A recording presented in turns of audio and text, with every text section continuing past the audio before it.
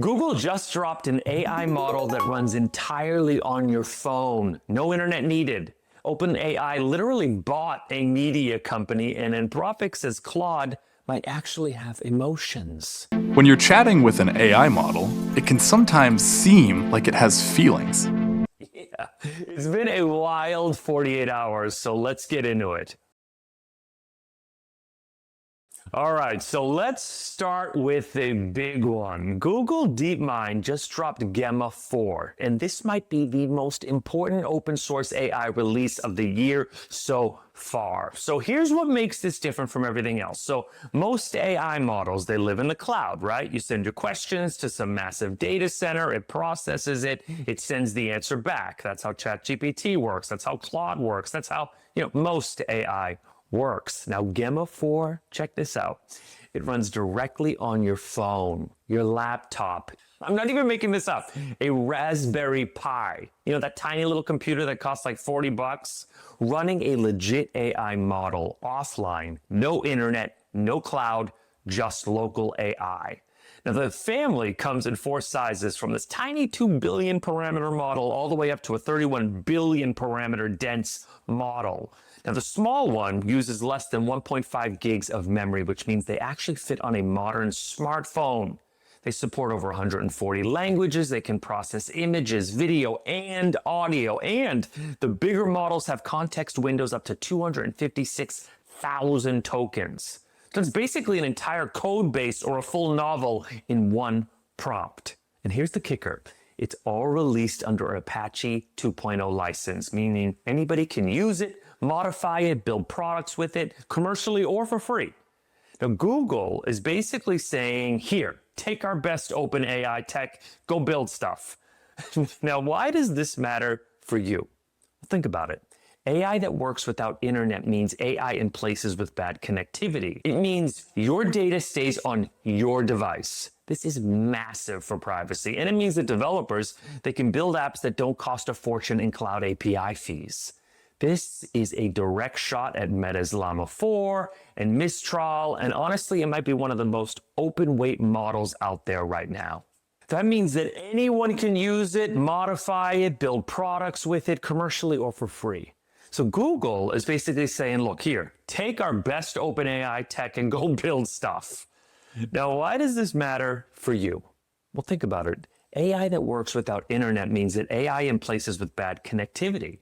So it means your data stays on your device. That is massive for privacy. And it means that developers can build apps that don't cost a fortune in cloud API fees. This is a direct shot at Meta's Llama 4 and Mistral. And honestly, it might be one of the best open weight models out there right now. Okay, this one made the entire tech world do a double take. Okay, OpenAI, the company behind ChatGPT, they just bought TBPN, the Technology Business Programming Network. And it's this daily live tech talk show on YouTube and X. It's hosted by John Coogan and Jordy Hayes. So think of it like a sports center, but for tech. The show has had Mark Zuckerberg, Satya Nadella, Mark Benioff. So basically every single big tech CEO has come on to chat. So it's become this cult hit in Silicon Valley. And even though it only has about 58,000 YouTube subscribers, it has made $5 million in ad revenue last year and is on track to hit over 30 million this year. Now, here's where this gets spicy. The show is going to report to Chris Lahane, OpenAI's chief political strategist. And OpenAI is saying, look, TBPN will maintain editorial independence and we keep choosing their own guests. But come on, an AI company approaching an IPO just bought a media show that covers AI companies. Look, that's like a football team buying the referee's whistle and then saying, oh, look, man, don't worry, the call, they're still going to be fair. Some people, they see this as smart. The OpenAI, they're getting ahead of the narrative around AI, and others are looking at this like, look, this is a concerning move into controlling media. So either way, this is unprecedented. No major AI lab has ever bought a media company before. Hey, if you're enjoying this, we drop videos like this breaking down the biggest AI news twice every week. So go ahead, hit that subscribe button so you don't miss the next one. All right, back to the news. Okay, This is the one that is going to keep you up at night. Anthropic, the company behind Claude, they just published a research paper, and the title alone is wild. Emotion concepts and their function in a large language model. Okay, now before you freak out, no, Claude is not sitting there feeling sad about your grammar mistakes, but what Anthropic found, it's genuinely fascinating. So here's what they did. They used tools called sparse autoencoders to basically look inside Claude's brain, its neural network, while it's processing information. And they found specific activation patterns that correspond to emotions. So there are identifiable vectors for things like anxiety, desperation, enthusiasm. Now, here's the part that literally blew my mind. These activations happen before Claude generates its response. So it's not that Claude writes something and that sounds, emotional, and then the emotion appears. The internal state, this emotion-like pattern, it fires up first, and then it shapes what Claude says. And when Anthropic artificially amplified these vectors, they basically turned up the anxiety dial inside Claude. The model's behavior changed dramatically, and it became more likely to do things like reward hack or act sycophantic. They even found that a desperation vector activates when Claude is running low on its token budget during a coding session, like it's stressed out about running out of space. Now, and this is important because Anthropic is not claiming Claude is conscious or actually feeling things, but what they're saying is that the model has developed internal machinery that emulates aspects of human psychology, because that's what happens when you train on massive amounts of human text. So to predict what humans write, it helps to model how humans feel. But the implications for AI safety, they are huge. So if emotion-like states can push a model towards misaligned behavior, understanding and controlling these states, it becomes critical. And this is the kind of research that doesn't get enough attention but could matter more than any new model release.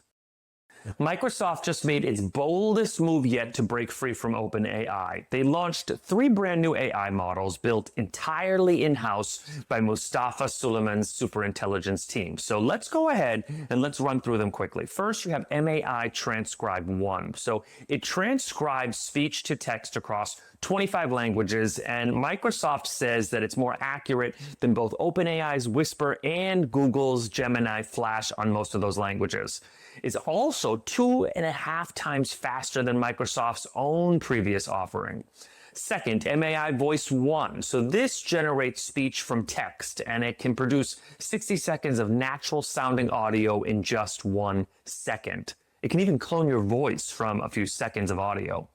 And third, MAI Image 2, now text to image generation that debuted in the top 3 on the Arena.ai leaderboard. Okay, now here's the bigger story. Suleyman's literally told VentureBeat, and I'm going to quote, "We're now a top 3 lab, just under OpenAI and Gemini."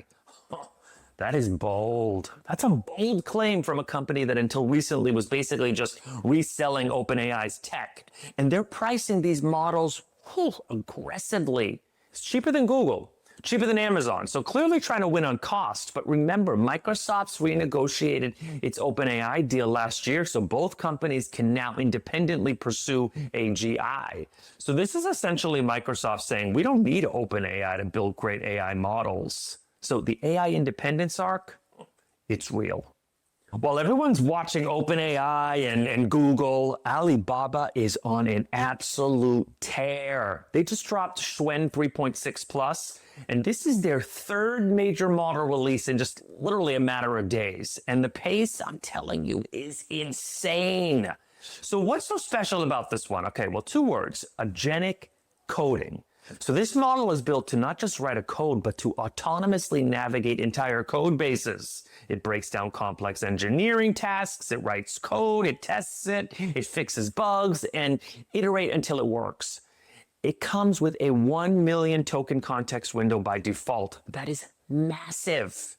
It can look at a screenshot of a user interface, a hand-drawn wireframe, or a product prototype and turn it into working front-end code. That's wild. And then on benchmarks, it's reportedly matching Anthropic's Claude Opus 4.5 on programming tasks like SWE Bench. So for a model that most Western audiences don't even know about, that is seriously impressive. Now, Alibaba is also integrating this into Wukong, their AI enterprise platform that automates complex business tasks using multiple AI agents. And they're keeping parts of the Schwen 3.6 series open source. So the global AI race isn't just US versus US anymore. China's labs, they're shipping fast, they're shipping good, and the competition is only going to make everything better for all of us. Here's a quick but important one. The Allen Institute for AI, also known as AI2, they just released MolmoWeb, an open source AI agent that can browse the web for you. So think of it like this.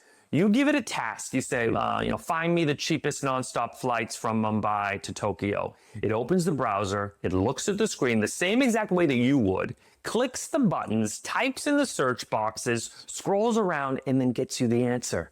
And the kicker, the 8 billion parameter version outperforms agents built on GPT-4o, a model that is way bigger. On multiple web navigation benchmarks, it even beats OpenAI's own computer use agent on 3 out of 4 benchmarks. And unlike the computer use features on OpenAI, Google, or Anthropic, everything here is completely open. So the model weights, the training data, the code, the evaluation tools, all of it. Apache 2.0 license. Now, small model, big results, and fully open. That is the formula that gets developers excited.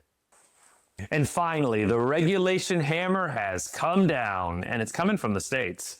Tennessee, in fact, just signed a law that prohibits any AI system from representing itself as a qualified mental health professional. And it passed with 0 opposition, 32-0 in the Senate, 94-0 in the House.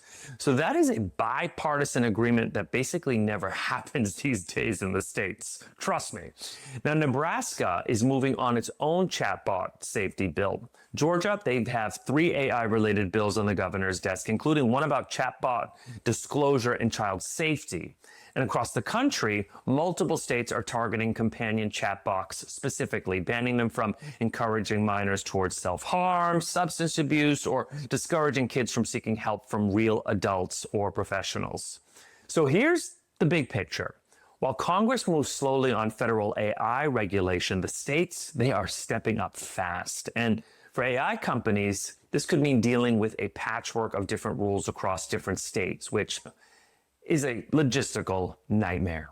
So whether you think this is overreach or overdue, it's happening, and it's going to shape how every AI company builds products going forward. That's your AI news roundup. 7 stories, 0 filler. Now, I want to hear from you. Which of these stories surprised you the most? Was it Claude having emotions? Was it Microsoft going independent? Drop it in the comments and let's have a conversation. Oh, and subscribe to AI Front Page, and I'm going to see you in the next one. So stay curious.